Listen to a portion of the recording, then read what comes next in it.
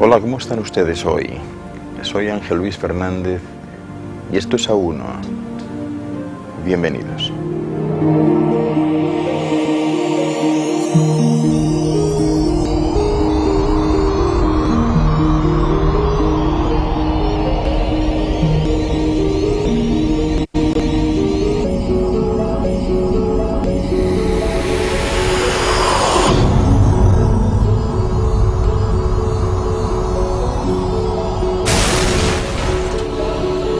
A1 es un programa de investigación y de búsqueda de la verdad perdida, de desvelar misterios y enigmas, de descubrir los secretos y recuerdos del futuro.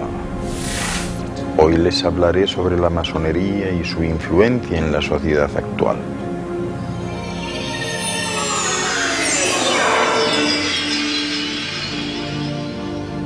La masonería es quizás la corriente ideológica y de tipo moral más enigmática y oscura que existe aún en la actualidad. ¿Pero qué es eso de la masonería? ¿Lo saben ustedes?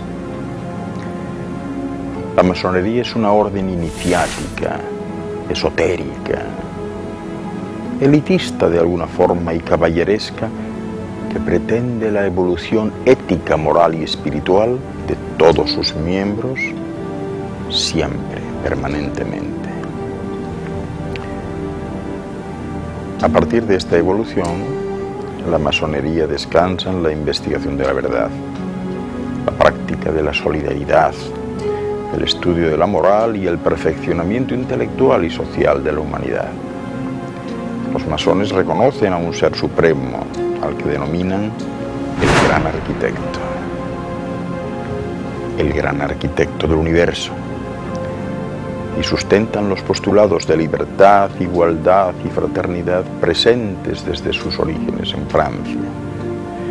No admiten más diferencias entre los hombres que las que se deriven de sus méritos y no rechazan a nadie por sus creencias u opiniones. Desde luego se reconocen entre sí como hermanos y se prestan ayuda y asistencia siempre que pueden, teniendo la obligación de practicar la solidaridad humana en todas las circunstancias y en todas las ocasiones. Respetan la opinión ajena y defienden la libertad de expresión también. Y aman a la patria. Respetan la ley y la autoridad legítima del país en el que viven y en el que se reúnen libremente. La masonería exalta la tolerancia y rechaza radicalmente el dogmatismo y el fanatismo y, lógicamente, aleja de sus templos las discusiones de cualquier forma de política partidista y, desde luego, de religión. El ejemplo perfecto de cómo es la masonería se remonta al siglo XIV, que corresponde a la época renacentista, donde un grupo de arquitectos y albañiles, de ahí viene el nombre, crearon una sociedad para mantener en secreto las técnicas de sus construcciones. Fueron ellos los mentores de la francmasonería, cuyo nombre etimológicamente proviene del francés franc, libre, y maçon, albañil. Sin embargo, existen algunas leyendas que señalan que ya había masones antes de Cristo, desde la construcción del Templo de Salomón en concreto. Bueno, pues durante los 4 siglos siguientes en la era moderna, la masonería ya no estaba agrupada por gente de oficio, sino por intelectuales únicamente. Y ya no se hablaba de francmasonería operativa, sino de una especulativa. Y esta evolución, junto a la aparición del protestantismo y el iluminismo, permitió que la nobleza consiguiera involucrarse con estas sociedades secretas, que tenían como fin indagar y buscar una forma de conocer más de lo que la sociedad les permitía. El fortalecimiento de esta cultura se dio gracias a la fusión de 4 logias o grupos de masones londinenses, que conformaron la que fue considerada como la madre de los masones en el mundo, es decir, la Gran Logia de Inglaterra, creada el 24 de junio de 1717 y que estimuló la programación y la propagación de sus ideas por todos los continentes. Así que traspasando la barrera de lo que los medios han mostrado de la masonería, pues es necesario saber que esta tiene una división que muy pocos conocen. Según el masón Manly Palmer Hall y su libro Las claves perdidas de la masonería, se divide en una organización visible y en otra invisible. La visible es aquella que está conformada por hombres que practican la filantropía y están involucrados con la política. Con base en el principio masónico de que sus integrantes deben ser hombres de buenas costumbres, el masón Michel Barat de la Gran Logia de Francia corrobora este fin. Y lo corrobora argumentando que los francmasones tienen los derechos humanos por lema y que consideran al prójimo no como objeto, sino como sujeto, y respetan democráticamente las posiciones que tenga cualquier individuo frente a sus creencias, raza y sexualidad. A diferencia de la anterior organización, la sociedad masónica invisible, por su misma razón de ser, es totalmente misteriosa y solo pueden pertenecer los masones de grados superiores, que pueden ser figuras políticas de renombre con sensibilidades artísticas o cualquiera.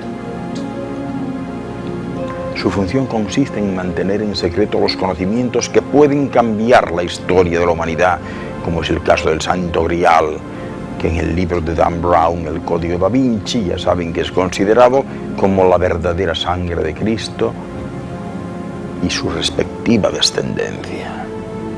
Por su parte, Ricardo de la Cierva, autor español del libro Masonería Invisible, comprobó la existencia de una masonería oculta cuando un integrante de la sede francesa le reveló la existencia de 4 columnas simbólicas de un templo que representa una logia. Allí 3 son visibles y una última solo puede ser vista e identificada por ellos.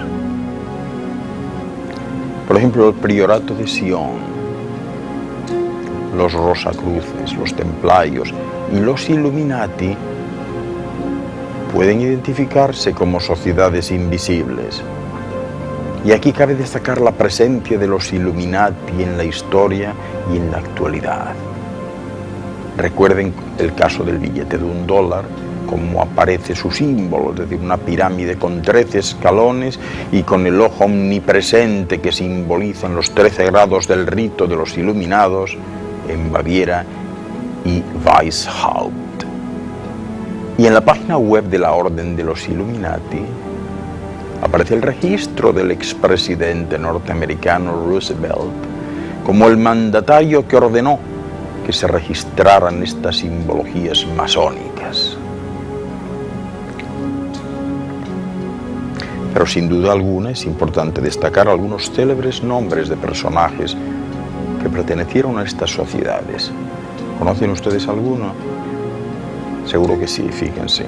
Este es el caso de Amadeus Mozart, de George Washington, de Víctor Hugo, Simón Bolívar, Sigmund Freud, Walt Disney, Napoleón Bonaparte, Leonardo da Vinci y hasta Cantinflas parece ser que era masón también, entre otros.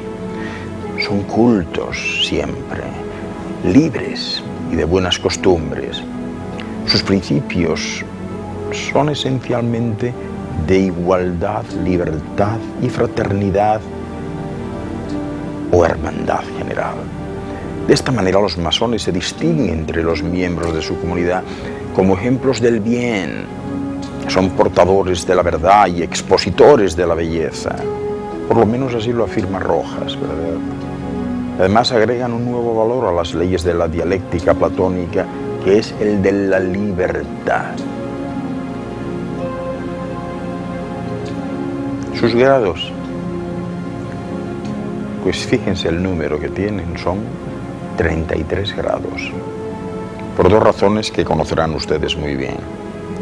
Primera, por la edad que tenía Jesucristo cuando murió, porque es un número cósmico importante, y también porque la escala de Jacob tenía 33 peldaños también.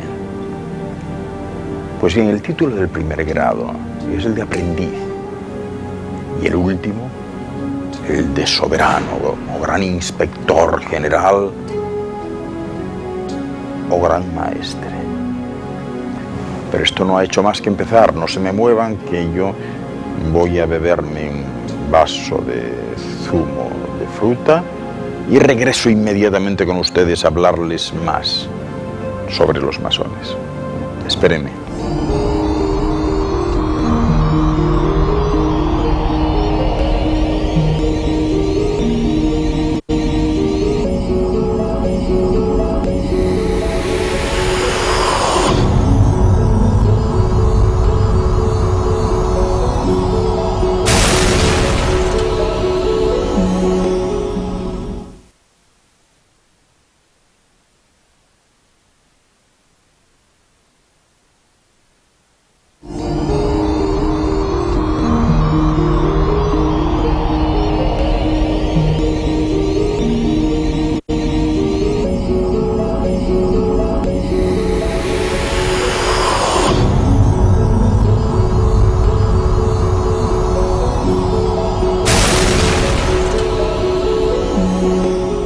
Les hablaré ahora de ciertas peculiaridades de este grupo, ¿verdad?, de la masonería. Su Dios es el gran arquitecto, el creador del universo. Su himno es la flauta mágica de Mozart. Su fiesta, su celebración principal, el día 24 de junio, que es el Día Universal de los Masones debido a la creación de la Gran Logia de Inglaterra. Su influencia, bueno, pues las principales revoluciones mundiales, incluida la norteamericana y la francesa y muchas latinoamericanas, han partido de ellos. Y así la política también. Los candidatos para ser masones, bueno, pues tienen que hacer juramentos de no revelar en absoluto los secretos de la masonería, que son muchos. De las mujeres, pues a pesar de que estas organizaciones solo están conformadas por hombres, los masones con el tiempo les han permitido a las mujeres el ingreso laboral en el sector administrativo de sus logias. No obstante, hay algunos datos históricos que reconocen la creación de hermandades femeninas. ¿Dónde están presentes? Bueno, pues fundamentalmente en los grupos de poder, en casi todos los grupos de poder. Algunas veces son considerados como los hilos invisibles de la sociedad. ¿Qué llevan? ¿Cuáles son sus accesorios, sus adornos? Bueno, pues tienen anillos, collares, espadas, tienen unos mandiles especiales y unas bandas. Cada cual está conformado por una serie de insignias, ¿verdad?, que poseen significación propia dependiendo del grado del masón. Respecto a su simbología, bueno, pues tendríamos que hablar de una masonería operativa donde prevalecen las figuras geométricas, con muchos símbolos. Los principales son estos, fíjense bien. La escuadra, que simboliza la materia. El compás, la espiritualidad. El mallete, la acción. La estrella es el hombre con los brazos y las piernas extendidos. La espada es la lucha contra las tinieblas. La plomada es el equilibrio. El laurel es la inmortalidad o la inteligencia también. El rayos el conocimiento. El ojo, la divinidad. El águila bicéfala. El poder temporal y espiritual. Las llaves cruzadas. El mayor tesoro. ¿Y la Iglesia? ¿Cómo los considera la Iglesia? La Iglesia les considera anticristianos y siempre terminaron excomulgados. ¿Saben quiénes son sus adversarios principales? Los nazis, la Iglesia y los conservadores. Pero permítanme hablarles del Palacio de Oriente en Madrid y ciertas iniciativas que tomaron allí grupos de masones en España. Fíjense, el emplazamiento sobre el que reposa el Palacio de Oriente en Madrid, pues siempre ha estado asociado a fenómenos extraños. Siempre había apariciones, ruidos, movimientos de muebles, pero todos saben que en realidad la Plaza de Oriente, con ese Palacio Real tan importante, forma parte de un proyecto muy importante también. Y en realidad, lo que aun cuando se conoce que siempre fue un proyecto real de primera magnitud, no todo el mundo sabe que se trataba de un proyecto masónico de gran calado simbólico. Bueno, pues el actual Palacio Real, que fue construido por los Borbones, atesora, como si de una pequeña colección de enigmas se tratase, infinidad de anomalías y sucesos extraños. Y es que este magnífico edificio se encuentra ubicado en un sitio privilegiado, junto a la ribera izquierda del río Manzanares. El palacio está justo entre la Plaza de Oriente y el Campo del Moro. Y aunque los hechos inexplicables han perseguido a los distintos moradores de este emplazamiento, hay que reseñar que estos, pues hombre, algo verían, puesto que incluso a los monarcas, como cuando Napoleón invadió España y colocó a José Bonaparte, aquel al que llamaban Pepe Botella, que era su hermano, pues le faltó tiempo después de su proclamación como rey de España, el 6 de julio del 1808, para emprender un misterioso proyecto que debido a las circunstancias políticas no pudo concluir. Hay que recordar que José Bonaparte nunca fue visto con buenos ojos y que su dominio duró muy poco. De hecho, los libros de historia apenas despachan su paso por España con pocas líneas y además poco esclarecedoras. Hacen referencia, eso sí, a que a él se le deben las trazas originales de la Plaza de Oriente, que es un dato de gran interés. Y se sabe que José I ostentaba el cargo de gran maestre dentro de la masonería y que fue precisamente el impulsor en España de lo que se ha dado en denominar masonería bonapartista. Bueno, pues el proyecto masónico de la Plaza de Oriente, según explica José A. Ferrer Benimeli en su trabajo Evolución histórica de la masonería española, pues dice que esta masonería bonapartista en España ha tenido gran importancia, pues se trataba por primera vez en España de la implantación de la masonería de forma sistemática y en condiciones favorables, naturalmente sin ningún tipo de interferencias ni prohibiciones, bien del gobierno o de la Inquisición. Y el hecho de que el propio rey José Bonaparte la favoreciera y ostentara el cargo de gran maestre explica cierta afluencia de españoles más ligados con el gobierno del rey intruso. Pero volvamos a la Plaza de Oriente, porque Bonaparte quiso cometer allí algo especial en ese terreno. ¿Qué fue exactamente? Bueno, pues eso pertenece al misterio, en realidad se ignora, puesto que no pudo ser finalizado. Pero hay indicios para pensar que poseía un carácter simbólico tendente a recrear lo que ya existía en Francia. La plaza, pese a su nombre, está ubicada frente a la fachada este del palacio. Y su intención, al menos en apariencia, pues era dotar a Madrid de unos jardines como los Campos Elíseos de París.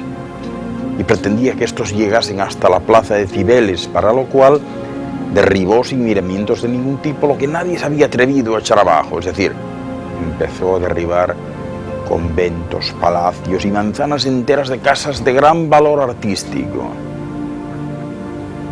Y según explica Pedro Montoliu en Madrid, en el libro Madrid, Villa y Corte, Historia de una ciudad, dice que el arquitecto Silvestre Pérez estudió la creación de un gran eje para unir la iglesia de San Francisco y el Palacio Real a través de un viaducto. Este eje se iba a enlazar a su vez con la Puerta del Sol. Y entonces viene la pregunta: ¿qué podía simbolizar todo ello? Da la impresión de querer reforzar la idea del poder. La Puerta del Sol, el centro de todo. Quizá el universo, el ojo que todo lo ve, la providencia, el sol, la luz divina, la luz de la verdad. Después la Cibeles, la diosa más poderosa, la gran maga, Isis. Hay que recordar que dentro de la espiritualidad masónica, la figura de Isis cobra gran importancia, porque Isis es la viuda de Osiris, y el título Hijos de la Viuda, que se da en la masonería, proviene en síntesis de ella misma. Claro, por desgracia nunca se podrá saber qué quiso reflejar con exactitud José Bonaparte con este proyecto, pero es muy posible que, fiel a sus ideas, quisiese imprimir a Madrid nuevos aires renovadores. ¿Qué les parece? Pero no se muevan todavía, que les voy a hablar de casos de poltergeist en el palacio. Enseguida regreso.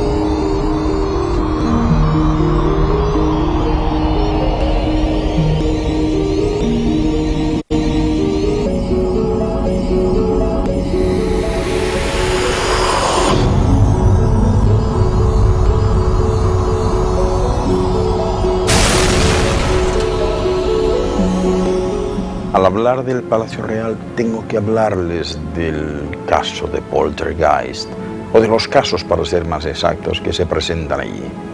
Sin embargo, hay más detalles misteriosos.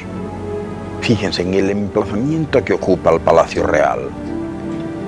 También construyeron los árabes su fortaleza durante la etapa de la dominación. Con posterioridad, los austrias edificaron el Alcázar, que quedó reducido a cenizas después de un pavoroso incendio acaecido el día de Nochebuena de 1734. Y antes del incendio, atribuido según las viejas leyendas madrileñas a las ánimas del purgatorio, pues en el Alcázar venían sucediéndose ya una suerte de fenómenos extraños que incluso labraron un hueco en las crónicas de la época. Jerónimo de Barrio Nuevo, cronista de aquella época, ¿verdad?, recogía ya en 1658 en sus famosos Avisos del Madrid de los Austrias algunos sucesos extraordinarios, como este. Muchos días ha que se oyen golpes en palacio, a pausas, desde la medianoche hasta que llega el día. Y como se van llegando a ellos, así se van apartando. Unas veces son en la torre del despacho del rey, otras en el reloj, a quienes atan al volante, y ellos no dejan de continuar comenzando desde lo profundo de la capilla, con que el desvelo y miedo de las damas es grande. El cuidado del rey no es poco, ni los guardas que se ponen menos, y a mediodía se han visto menear los escritorios. Aquí Barrio Nuevo parece estar dando cuenta de un fenómeno tipo poltergeist, o de esos que dicen de casa encantada, que es lo mismo. Pero en cualquier caso, no se trata de un hecho aislado, puesto que en ese enclave, ya fuesen Austrias o Borbones quienes residieran, las cosas extrañas parecían acompañar al edificio, o más propiamente al terreno que lo preside. En el mismo año de la crónica de los golpes que tenían aterrorizados a todos los habitantes de Palacio, Barrio Nuevo vuelve a dar cuenta de algo extraordinario.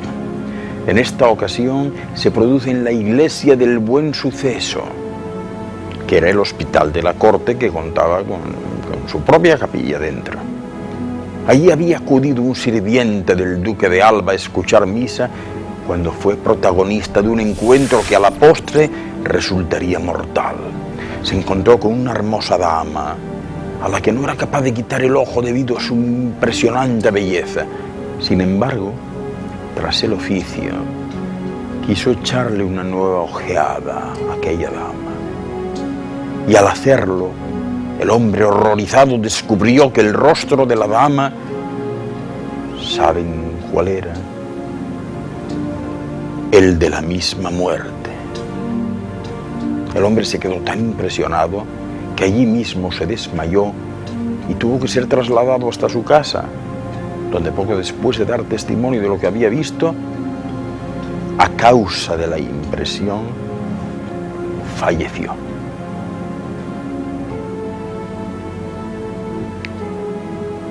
Los masones de las obediencias principales remontan sus orígenes hasta las antiguas órdenes de caballería medievales y sobre todo a la Orden del Temple.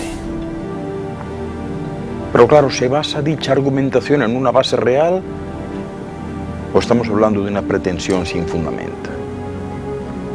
Las órdenes monásticas y militares, entre ellos los templarios, pues necesitaban imperiosamente construir edificios militares, civiles y religiosos para llevar a cabo con éxito su expansión en Europa o Tierra Santa.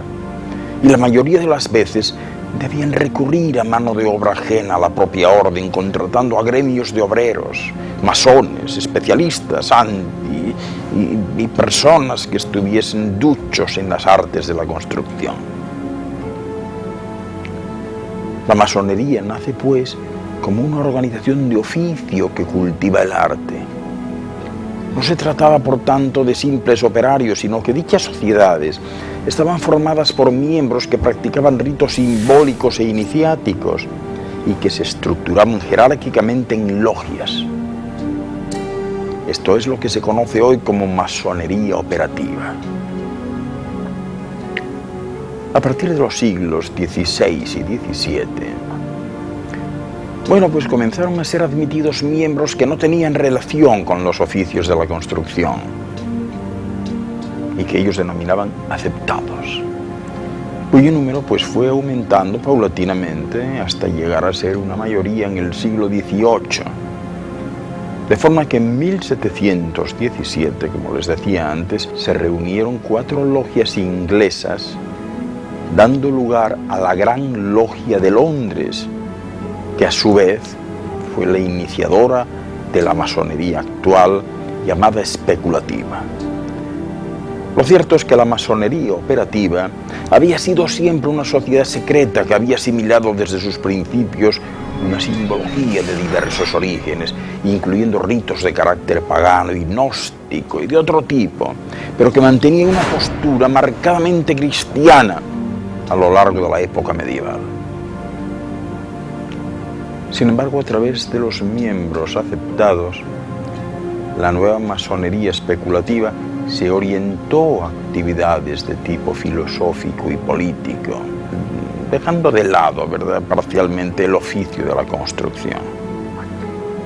Esto significó que aunque la nueva masonería adoptara las tradiciones de sus antecedentes, pues se produjese una profunda descristianización de la organización, llegando incluso a prescindir de la creencia en Dios, aspecto que había resultado clave en las logias operativistas.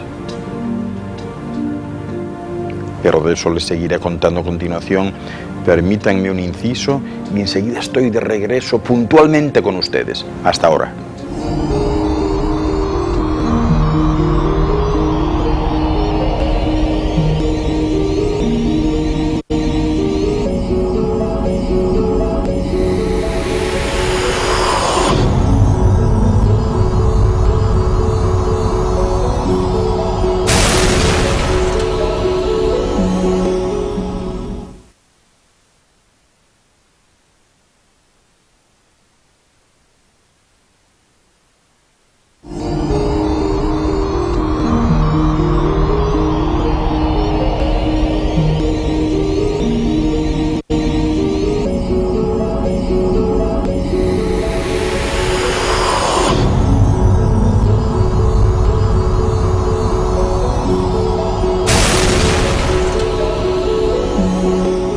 Tengo que hablarles necesariamente del templarismo masónico. Bien, la tradición interna de la orden masónica afirma que Jacobo de Molay, el último maestre de los templarios, hizo crear, poco antes de ser quemado en la hoguera, 4 grandes logias masónicas.